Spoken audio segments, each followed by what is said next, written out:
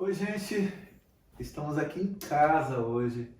A gente decidiu convidar vocês para virem aqui para casa também. Vocês que estão fazendo parte dessa live, que estão conosco, ouvindo um pouco das nossas histórias. E a gente decidiu abrir aqui as portas de casa para receber vocês, para falarmos de algo que é muito íntimo. A gente, uma pergunta muito recorrente, né, Rê? Muito. Então vamos lá, vamos falar sobre esse assunto A gente está tão... ensaiando para falar disso tem uns 3 anos, né, meu bem? Pois é. Talvez a gente estivesse esperando o melhor momento e nos parece que é agora.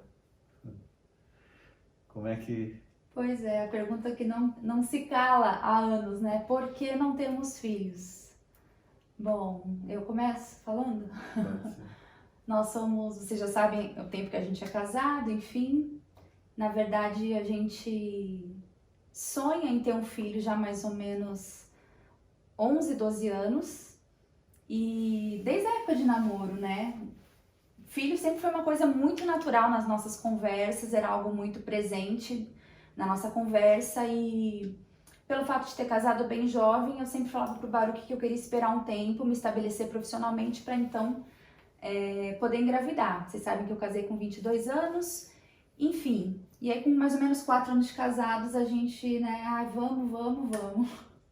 E aí quando foi o vamos, não veio, e não veio no ano seguinte, não veio no ano seguinte.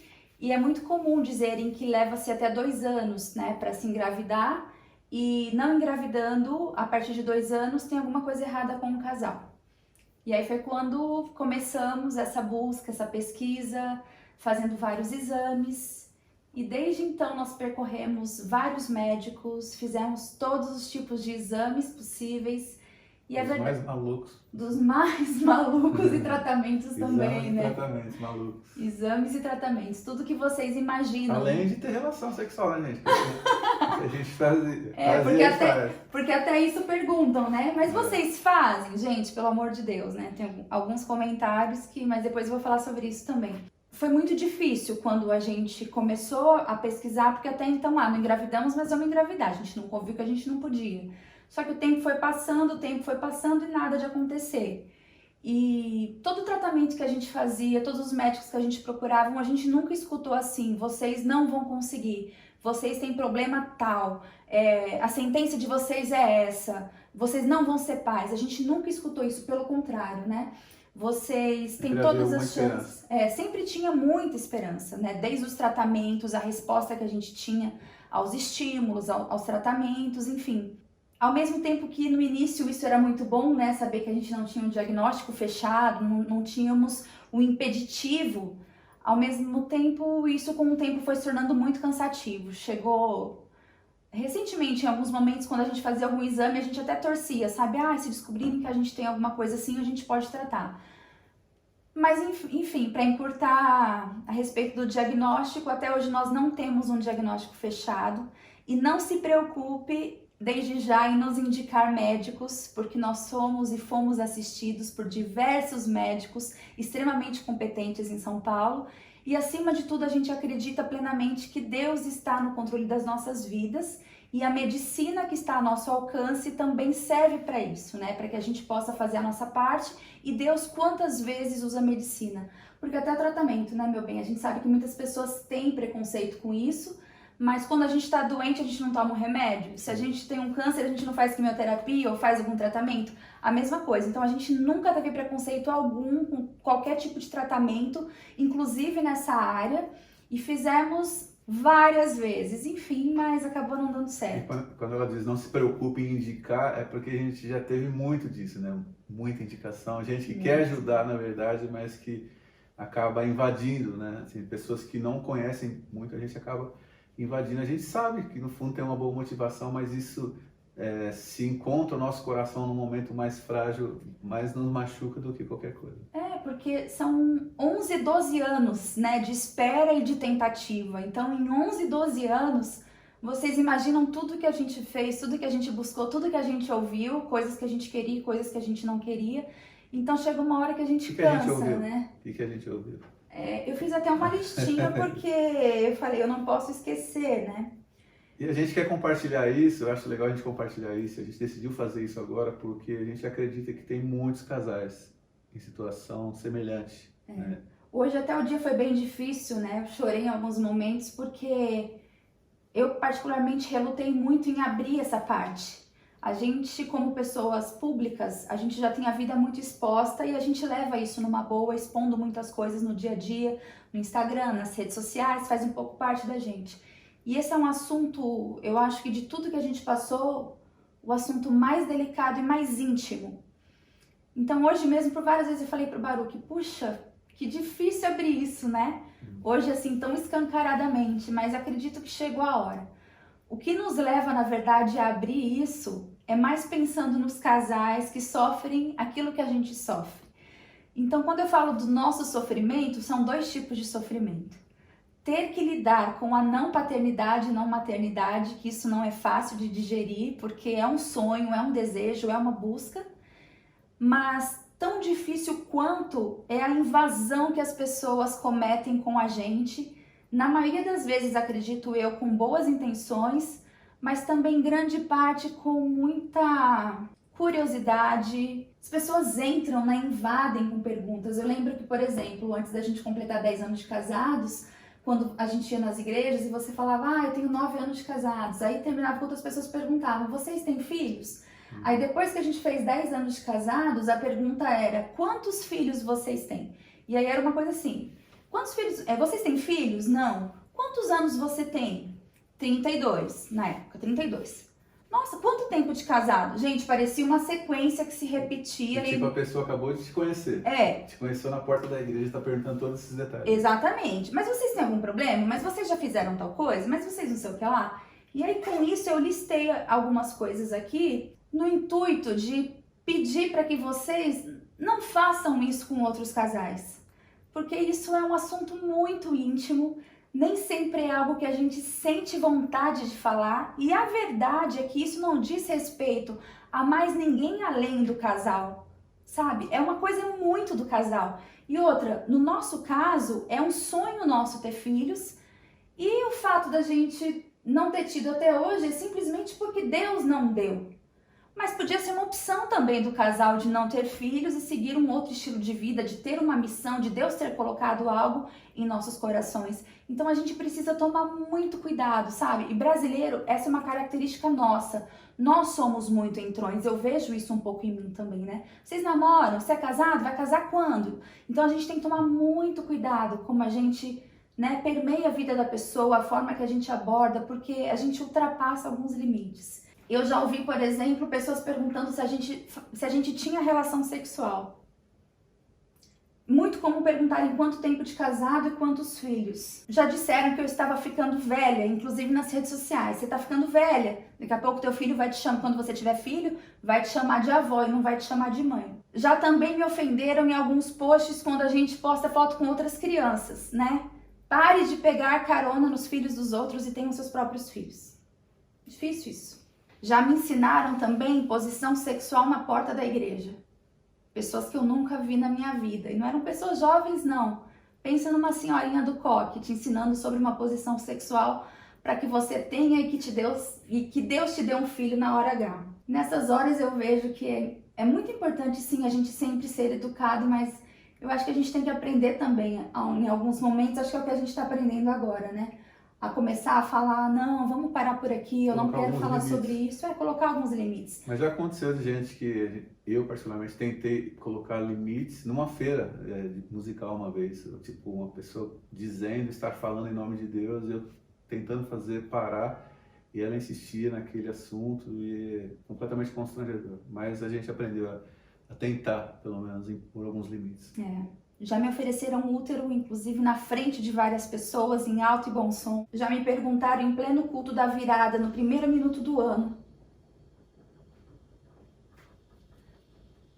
se eu tinha problema nas trompas.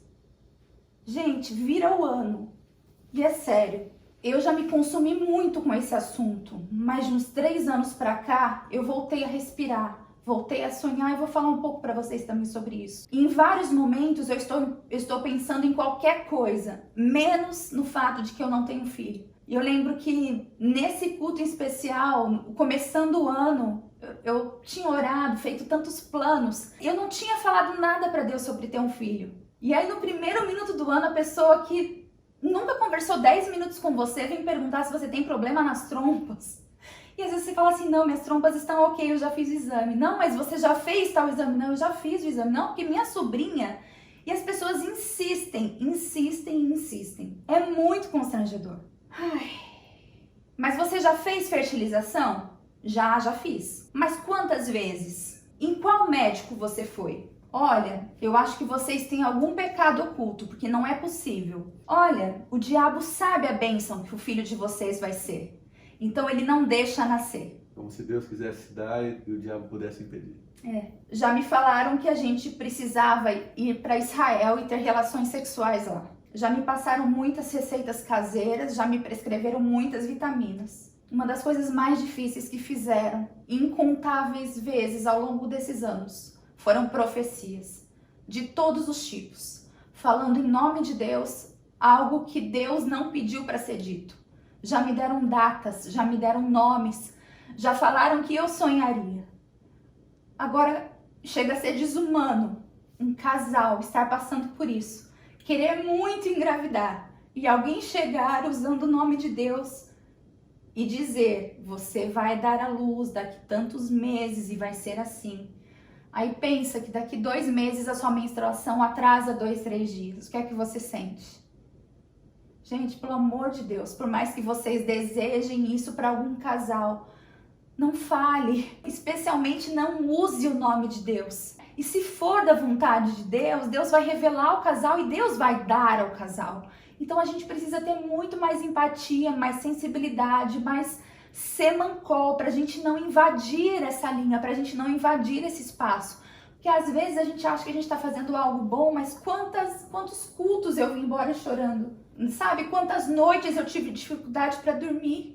Muito difícil, é muito difícil. Então tem coisas que a gente precisa tomar muito cuidado. E com o tempo, o fato de não ter filho parece que está sendo mais fácil de digerir do que ter que lidar constantemente com esse tipo de abordagem. E não é só a gente, nós somos pessoas públicas, isso então fica mais acentuado. É nas redes sociais. Se o Baruch faz alguma declaração, qualquer foto que a gente poste, né? Qualquer foto, qualquer aniversário de casamento, não tá faltando um filho? Não tá não sei o que lá.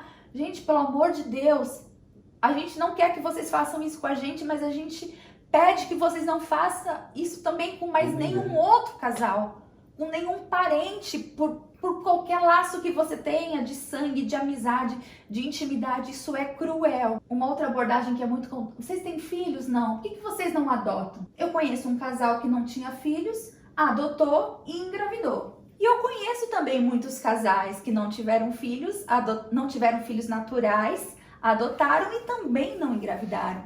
Então esse argumento adota porque você vai engravidar, primeiro que não é real. E segundo, será que o casal tem esse desejo? Então, aproveitando porque eu sei que muitos poderiam sugerir isso, a gente falava muito no início de casado que a gente gostaria de ter, era o meu sonho, né? Era o nosso sonho de ter 3 filhos. Eu só tenho um irmão, eu acho uma família muito pequena. O Baruch é o caçula de 7 irmãos, já é uma família muito grande, né? E a gente falava de ter 2 filhos naturais e adotar o 3º. Adotar é uma coisa que a gente nunca excluiu, mas de 3 anos pra cá, quando alguns tratamentos, né, os mais tops que a gente aguardava fazer, a gente fez, deram errado, nós nos encontramos extremamente desgastados. Foi quando eu falei pro Baruch, vamos tirar um ano para orar a respeito da adoção e vamos ver como que Deus move o nosso coração. Porque o meu coração se fechou demais para esse assunto. E por que o nosso coração se fechou nesse assunto? Não é pela adoção em si, mas é porque no Brasil, em qualquer outro lugar, o processo é muito demorado.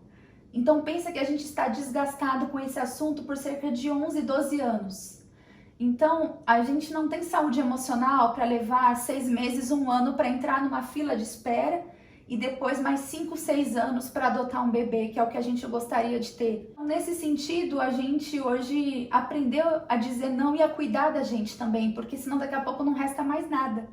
Então a gente juntou os cacos do que tinha, nos levantamos e estamos seguindo a vida. Então, por favor, não nos sugiram algo também que vocês não sabem. É muito engraçado que as pessoas têm muitas fórmulas prontas para o outro, mas a gente não tem fórmulas prontas para resolver o nosso próprio problema. Então, tome cuidado com isso. Não existe solução fácil para um problema ou para uma questão complexa, né? Não existe. E a adoção, a gente precisa também encarar que a adoção não é algo do tipo, eu sinto falta disso, então eu vou ali comprar uma coisa. Não é uma barganha de algo que você vem substituir. Até a adoção, no nosso entendimento, também tem que ser gerada no coração. Pode não ser gerada no ventre, mas ela precisa ser gerada no coração. Então tem que surgir uma gravidez, nem que seja emocional, alguma coisa desse tipo, para que faça sentido a adoção. E não pode ser por nós, tem que ser pela criança, né? Também pela criança, sem dúvida nenhuma. Porque senão vira uma coisa de mercadoria. Tô sentindo um vazio dentro de mim, eu vou ali preencher com uma criança. Não é assim, porque a gente não quer estragar a vida de uma criança nesse sentido também. A gente precisa levar muito mais a sério essa questão de adoção. Nós conhecemos muita gente que adotou e que tem uma vida muito feliz, está tudo certo, é uma coisa muito legal a se fazer, mas tem que ser gerado no coração de qualquer forma. Uma coisa muito comum também, quando a gente compartilha algo, as pessoas têm muita dificuldade em entender que a gente está bem. Se Deus não nos der filho, amém. Não, mas Deus vai dar. Como você sabe que Deus vai dar? Deus prometeu filho para todas as mulheres? Deus não prometeu. Na Bíblia o que Deus prometeu é estar conosco todos os dias das nossas vidas. Então é muito comum as pessoas falarem, é falta de fé, é falta de oração. E eu lembro que por poucas vezes eu abri meu coração a respeito desse assunto publicamente. E uma vez que eu me abri assim com tanta coragem, né, desprendimento para falar para tantas mulheres, na sequência que eu ouvi é que tinha que ter fé, porque a fé faz isso, a fé faz aquilo.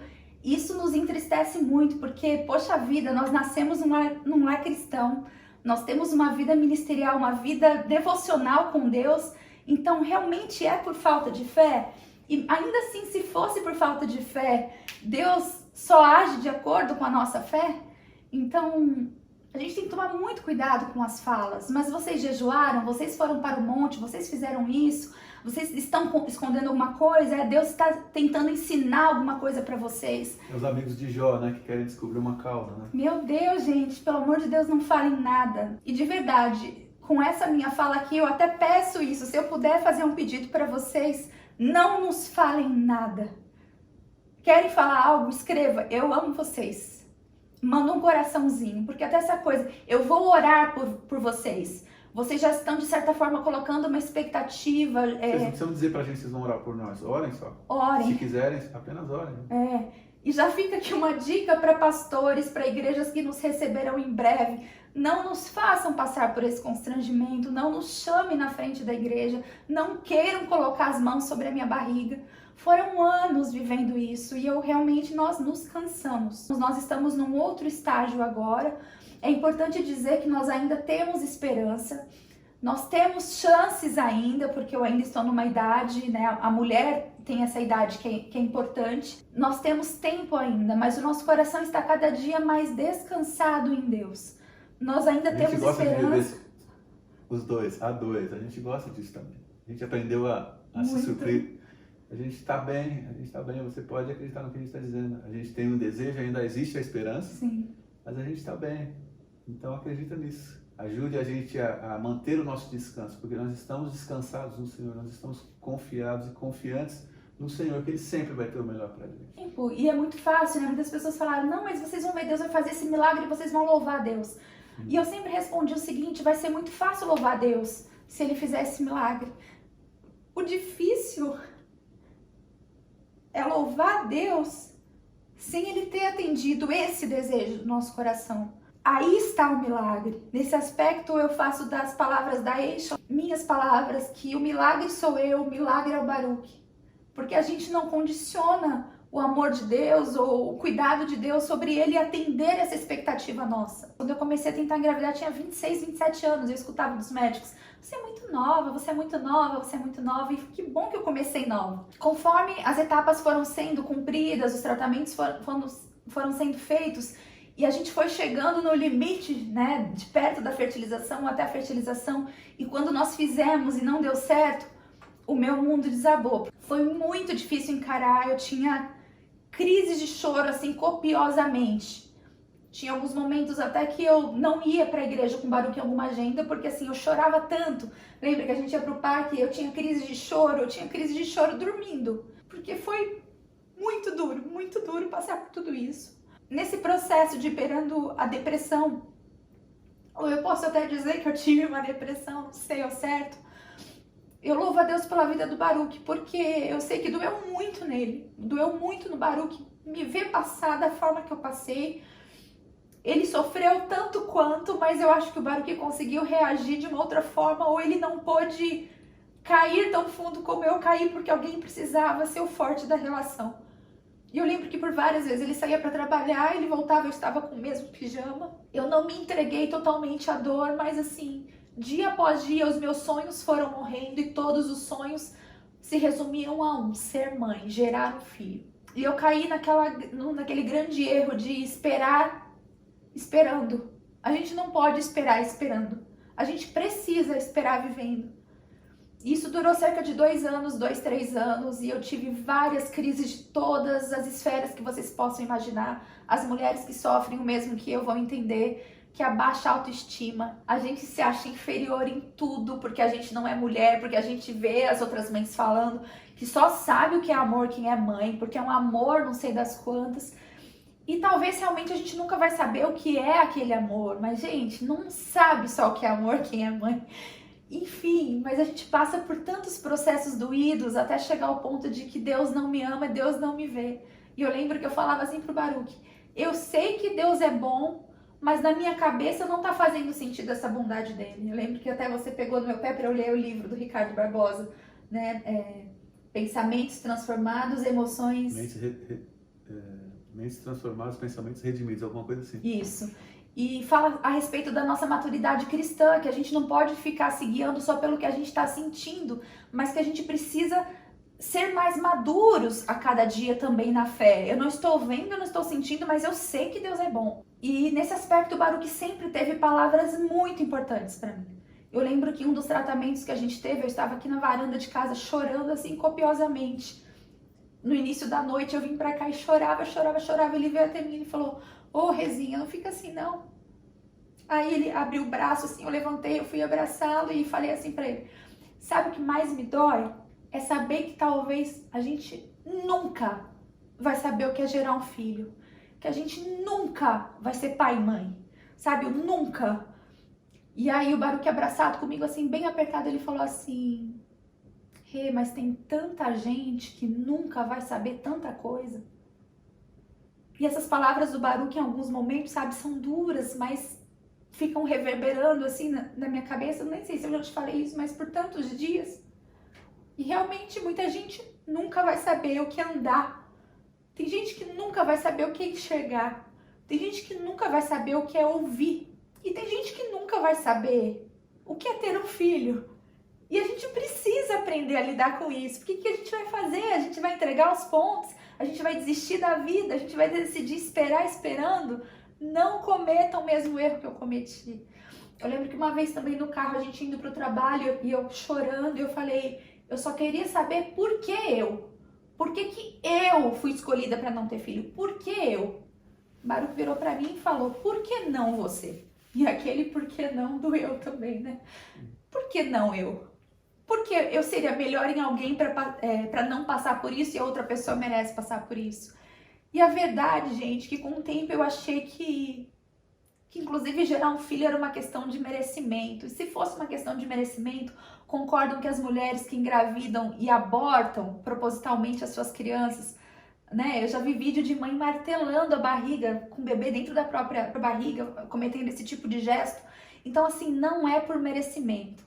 E uma coisa que eu decidi acreditar ao longo desses anos, e que quando eu penso dessa forma, eu sou muito consolada, é que Deus está no controle da minha vida e que nada na minha vida passa despercebido. Quando eu penso que pode ter alguma coisa que os médicos não descobriram, que eu posso simplesmente ser um número de estatística, meu coração se aflige demais.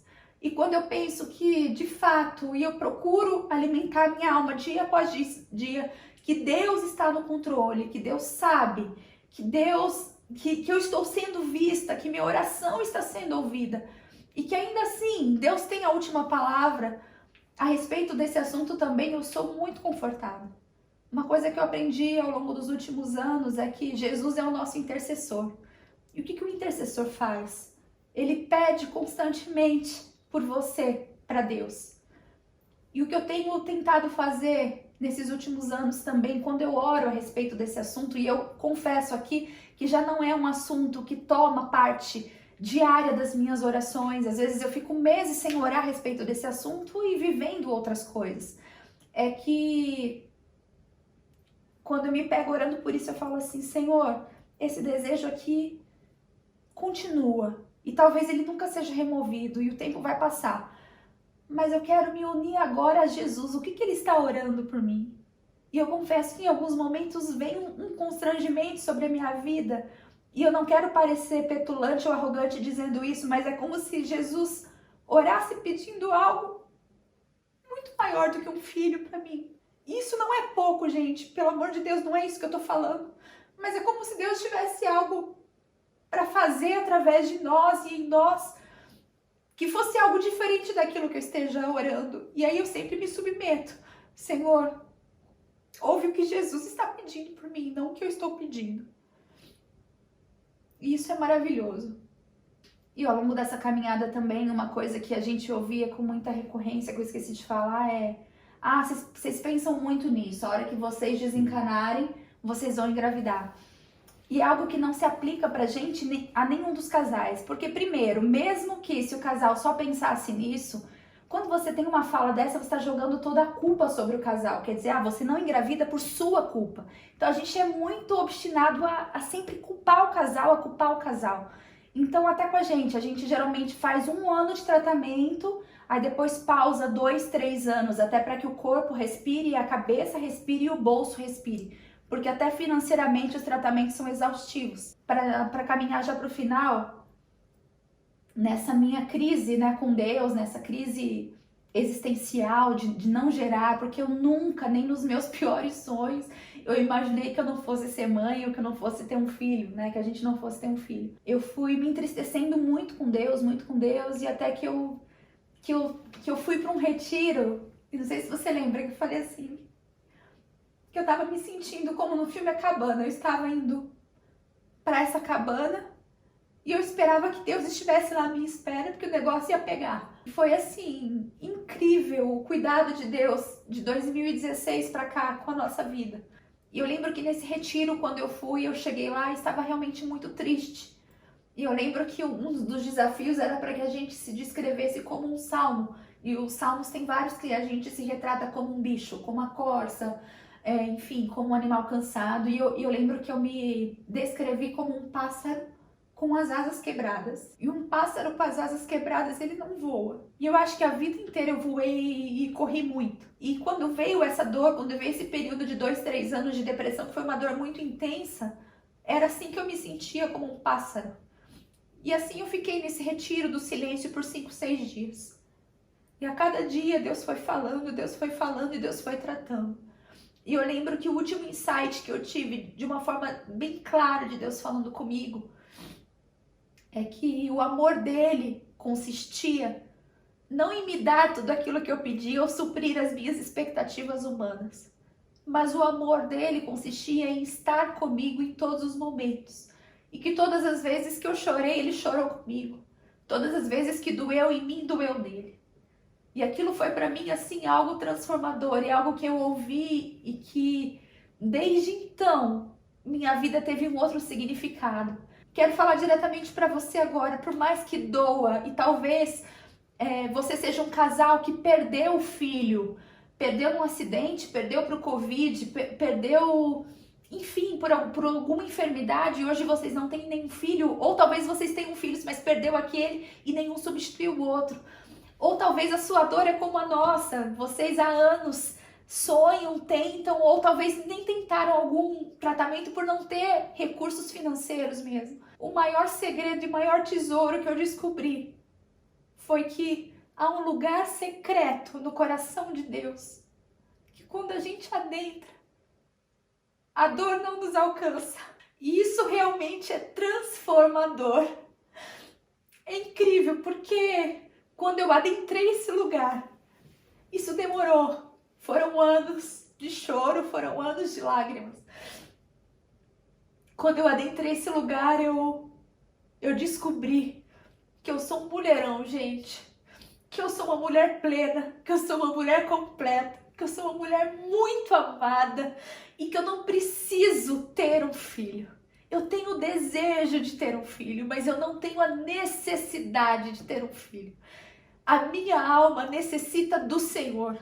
A Rebeca só pode ser feliz no Senhor. O Baruque só pode ser feliz no Senhor. E quando eu descobri isso, talvez isso seja muito bobo o que eu estou te falando, mas eu levei anos para descobrir, para entender, e o Baruque me falava isso com mais facilidade. É que só o Senhor pode preencher o vazio da nossa alma. Quando essa ficha caiu, eu consegui fazer uma oração que por anos eu não tive coragem, eu não conseguia fazer, que foi de agradecer a Deus por Ele não ter nos dado um filho. E eu consigo até hoje agradecer a Deus, porque eu confesso que eu não teria ido tão fundo espiritualmente, eu não teria buscado tanto a Deus, eu não teria descoberto esse lugar tão secreto e difícil de achar, que é um lugar lindo onde a dor não nos alcança. Então, se eu puder te dar um conselho aqui, meu irmão, minha irmã, companheira de fé, companheira de sofrimento, mulher de dores, mergulhe fundo no Senhor, porque existe sim um lugar no coração de Deus onde nada pode nos atingir, onde nada pode nos alcançar. E é um lugar onde você transita, e algumas vezes você entra, outras vezes você sai, quando dói você entra de novo. E é maravilhoso nós termos esse cuidado do Senhor. Então, para encerrar nossa história, por que não temos filhos? Porque Deus não nos deu. Ponto. Talvez seja um ainda, talvez Deus não irá nos dar, porque a gente precisa também aceitar isso. E novamente eu peço que vocês não nos falem nada a respeito, não tente nos consolar, porque não existe palavras que possam nos consolar. Digam pra gente que vocês nos amam. Isso nos basta e o cuidado do Senhor tem nos bastado. Graças a Deus, como o Baruque disse, nós nos damos muito bem. Eu sou muito grata, Sé, pelos últimos anos, por tudo que a gente viveu. A melhor decisão que eu tomei na vida foi ter casado com você. Obrigada. Porque... Não se arrependeu? Não. Já me arrependi por alguns 5 minutos, como você deve ter se arrependido. Vida real, gente. Vida real, gente. Mas falando sério, você me completa como mulher, você me supre como mulher. E meu desejo é que eu continue sendo uma facilitadora dos planos do Senhor na sua vida. Independente se tivermos filhos ou não, é importante a gente ter uma poupança para pagar um asilo. A gente pensa nisso também. A gente pensa nisso também, gente. Deus tem nos suprido, a gente tem se bastado, a gente ama também a vida que a gente tem, sem regra, sem rotina, de assistir o que a gente quiser, comer o que a gente quiser. Um amigo disse certa vez que há coisas que só casais que não têm filhos podem fazer. E nos mais variados ou no mais amplo aspecto que se possa pensar. Por exemplo, existem caminhadas ministeriais, quando a gente pensa em missão transcultural, por exemplo, existem possibilidades que casais sem filhos podem exercer com um pouco mais de facilidade do que os casais que têm filhos. Então, tudo isso é alento para o nosso coração. Falando agora para os homens também sofrem com isso, mas existe uma cobrança ainda maior para o lado da mulher, né? Uma cobrança na sociedade. É bom dividir isso com vocês, principalmente na esperança de que isso traga para vocês um norte, uma esperança de que vocês não estão sofrendo isso sozinhos. Eu conheço vários casais, especialmente os mais novos, né? Que sofrem muito porque ainda não conseguem pôr esses limites dos quais a gente está falando. Casais que sofrem esse tipo de abuso espiritual, de pessoas que chegam falando em nome de Deus, e eu quero reiterar o que a Rebeca disse: não faça isso, porque não existe nada tão cruel do que você prometer algo a alguém e dizer que foi Deus que assinou esse cheque, quando na verdade era uma vontade sua. Não diga nada, faça o que a Rebeca falou, simplesmente ame. Se você é ou quer parecer muito fervoroso e é aqueles que gostam de orar, você pode orar e isso realmente abençoa a gente, mas você não precisa dizer: eu vou orar por isso, porque para não criar as expectativas que por tantas vezes nos doem tanto. No final, o que me vem à mente é um trecho da oração de Ana, né, a esposa de Eucana, quando ela diz algo a respeito do Senhor, o que ela diz a respeito do Senhor é que Ele e apenas Ele, a Rebeca já falou isso, mas eu queria só reiterar, Ele e apenas Ele tem o poder de tirar e de dar a vida. Então descanse teu coração que não é você com as suas palavras que vai mudar o que Deus está fazendo em nós ou em outros casais. Vocês casais novos de idade e novos de caminhada matrimonial, aprendam a descansar no Senhor. Aprofunde-se no teu relacionamento com o seu esposo, com a sua esposa. Porque se um dia vier um filho, ele vai mergulhar num universo de amor que já existe. Ele não vai chegar num lar quebrado para ajudar a reconstruir. Filho não é cola que fica colando jarros quebrados. E aproveite, faça coisas que casais não podem, gente. Tantos casais querem assistir filme, série, não pode, porque a criança tá lá, sair à noite, viajar, enfim. Então a gente não quer tirar a sua esperança. Deus não faz igual para todo mundo. Deus tem um fim para cada casal. E é isso. Creia, ore, né, e faça tudo o que estiver ao seu alcance. Não tenha preconceito com o tratamento. Vá ao médico. Faça tudo o que você puder. Né? E até para estar tranquilo. Eu fiz tudo que eu podia. Então é muito gostoso ter essa sensação. Eu fiz tudo que eu podia. Deus não deu. Amém. Louvado seja o Senhor. Bora viver. Bora trabalhar. Bora produzir. Bora sonhar. Bora fazer missão. E é isso, gente. Bora louvar a Deus, né? Bora cantar. Bora cantar. Vamos lá.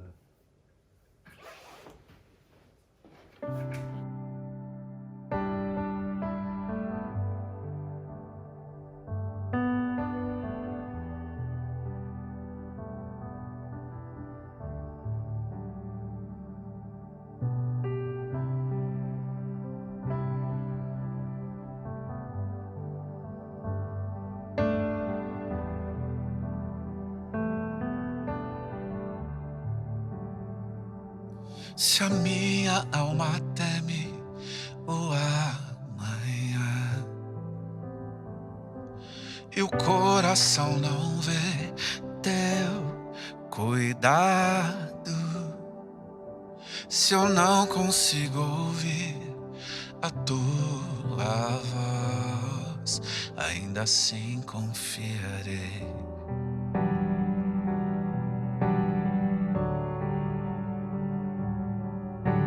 Sei que o meu Redentor vive e que se levantará sobre a terra. Sua bondade transbordará meus desertos com misericórdia.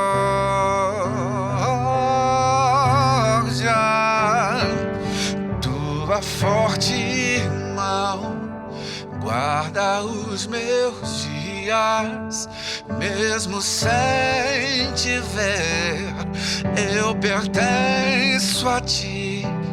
O teu perdão me cura, Deus, tua cruz me limpa.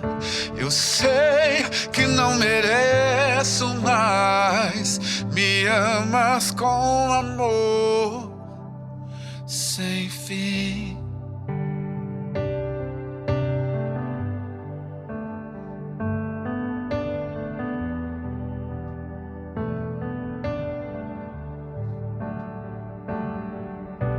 Sei que o meu Redentor vive e que se levantará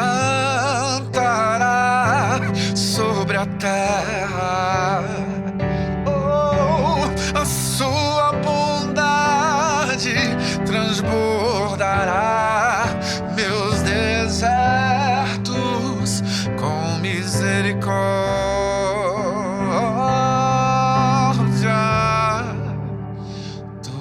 Forte mão guarda os meus dias, mesmo sem te ver, eu pertenço a ti. O teu perdão me cura, Deus, tua cruz me limpa. Eu sei que não mereço, mas me amas com amor sem fim.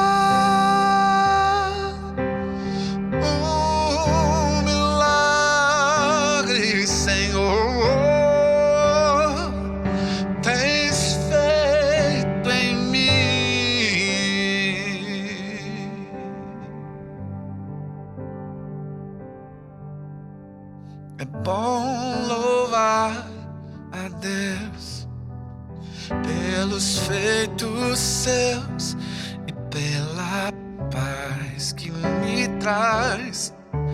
É bom erguer as mãos para o adorar, dizendo hosanas ao Rei. Não há nada que possa tirar a alegria que invade o meu ser, inunda minha vida e cura feridas, seca lágrimas. Eu quero cantar, adorar, bendizer e servir a Jesus que na cruz deu sua vida porque me quis e me escolheu para estar para sempre ao seu lado. Me resgatou e por amor fui por ele transformado. Oh yeah, yeah, yeah.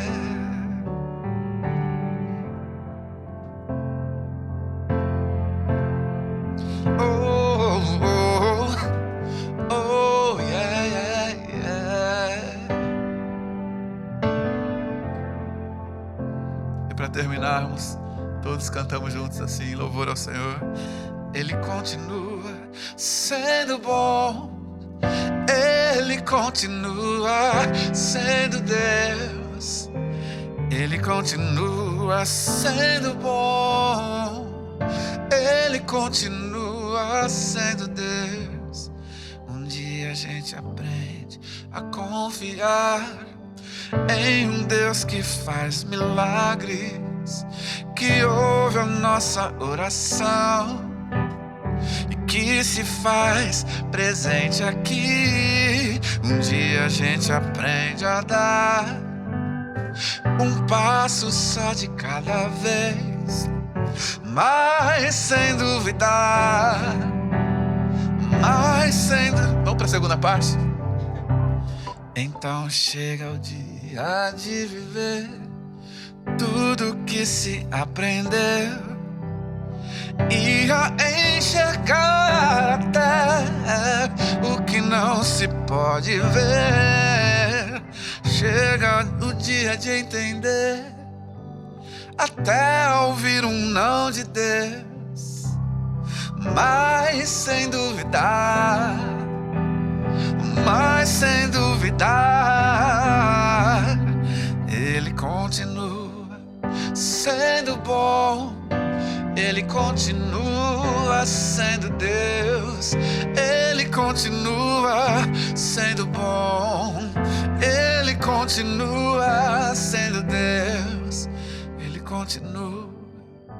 Cante agora em tua casa, Ele continua sendo Deus, Ele continua sendo bom, Ele continua sendo Deus.